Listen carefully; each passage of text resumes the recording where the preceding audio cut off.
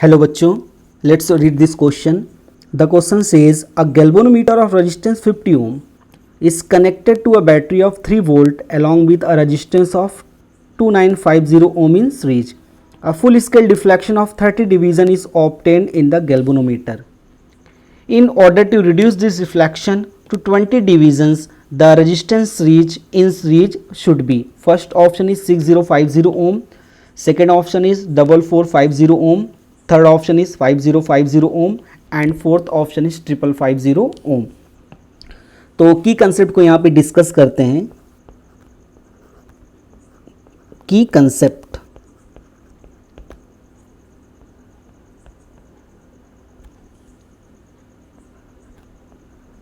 galvanometer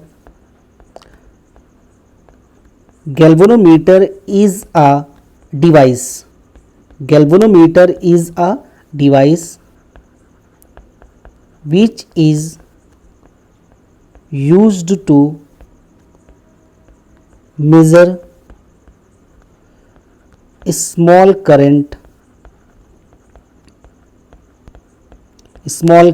in circuit.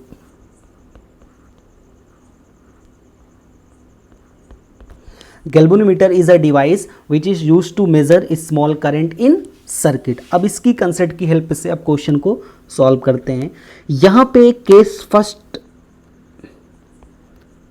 First को हम consider करते हैं. यहाँ पे इस क्वेश्चन में ये कह रहा है कि a galvanometer of resistance 50 ohm. Galvanometer का रेजिस्टेंस कितना है? 50 ओम. और इसको 3 वोल्ट बैटरी से कनेक्ट किया गया है और इसके साथ एक रजिस्टर कनेक्ट किया गया है जिसका रेजिस्टेंस कितना है? 2950 ओम. जब ये सब कनेक्टेड होता है तो ये डिफ्लेक्शन कितना शो करता है? 30 डिवीज़न.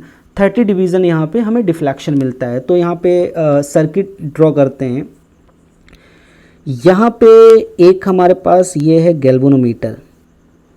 ये क्या हो गया? ये गैल्वेनोमीटर. अब इस गैल्वेनोमीटर के साथ एक एक्सटर्नल रजिस्टर को यहाँ से कनेक्ट किया गया है और जिसकी वैल्यू कितनी है? 2950 ओम. और ये जो हमारा गैल्वेनोमीटर है इसका रेजिस्टेंस कितना है? 50 ओम. इन सबको किसके साथ कनेक्ट किया गया है? एक बैटरी है उसके साथ कनेक्ट किया गया है. और इस तो यहाँ से अगर I1 कैलकुलेट करते हैं तो I1 इक्वल टू हो जाएगा V/R. तो यहाँ से V की वैल्यू कितनी है? 3 और R नेट यहाँ से मिल जाएगा हमें 50 प्लस 2950 ओम. तो यहाँ से हमें I1 की वैल्यू मिल जाएगी 3/3000. 3 से 3 कैंसिल कर देंगे या इसको लिख सकते हैं 1 मिली एम्पियर. तो अब I1 की वैल्यू हमने कितना कैलकुलेट कर लिया? 1 मिली एम्पियर. अब ये 1 मिली एम्पियर गैल्वेनोमीटर में करंट हो गई 1 मिली एम्पियर. अब आगे क्वेश्चन कह रहा है कि full scale deflection of 30 division in obtain. जब यहाँ से गैल्वेनोमीटर में कितनी करंट पास होती है? 1 मिली एम्पियर. तब हमें कितना डिवीजन मिलता है? 30 डिवीजन. तो अब यहाँ पे अकॉर्डिंग टू क्वेश्चन क्या कह रहा है? क्वेश्चन के अकॉर्डिंग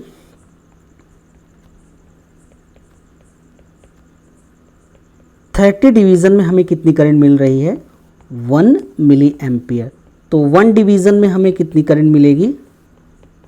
तो 1 डिवीज़न मिल जाएगी 1/30 मिली एम्पियर. ये हमें 1 डिवीज़न में करंट मिल जाएगी.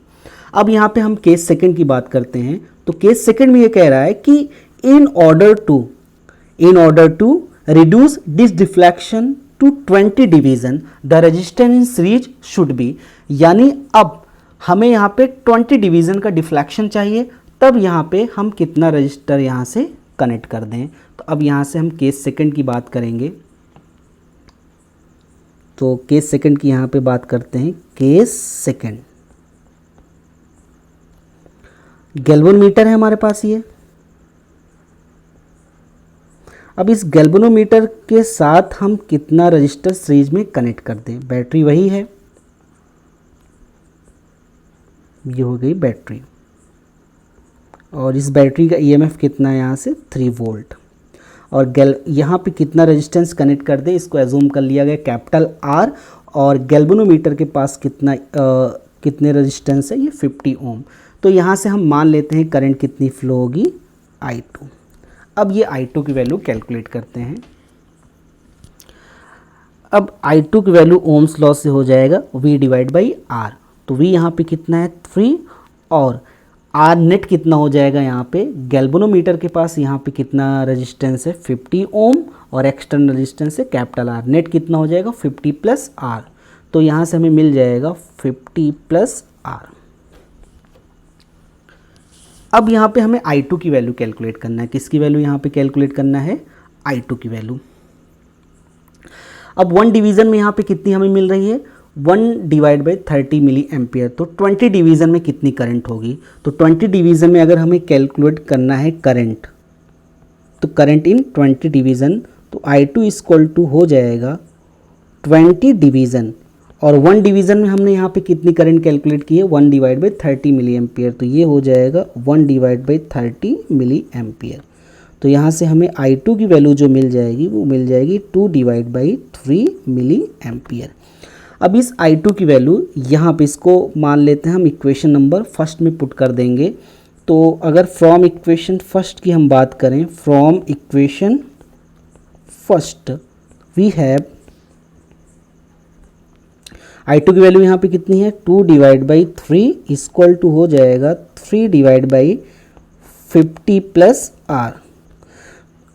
अब यहाँ पे जो हमने कैलकुलेट 2 डिवाइड बाई 3 ये मिली एम्पियर में था, अगर ये आया था हमारा मिली एम्पियर में, अगर एम्पियर में चेंज करेंगे तो ये हो जाएगा इनटू 1000, क्रॉस मल्टीप्लाई कर दो, ये हो जाएगा 100 प्लस 2R इक्वल टू हो जाएगा 9000। ये हमने अब यहाँ से 2R इक्वल टू हो जाएगा 8900, या यहाँ से R की वैल्यू हो जाएगी